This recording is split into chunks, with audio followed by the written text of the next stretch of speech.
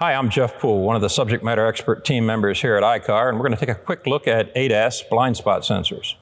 On this particular vehicle and on many vehicles, we have radar sensors that are mounted somewhere in the quarter panel area in this vicinity, or possibly to the bumper cover.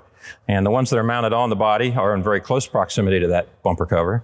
And they are subject to potential impact where the bumper cover is impacted and then it gets pushed in against that. So as you're disassembling the vehicles, it's important to take a look and see if there's any damage to the sensor, to the mounting bracket, to the body structure, or if it's attached to the cover.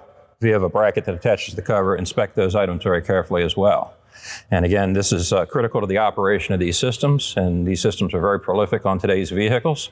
So again, keep your eyes out, pay attention to the details, and let's get some quality repairs out there. Thanks, and we'll look forward to seeing you on another episode.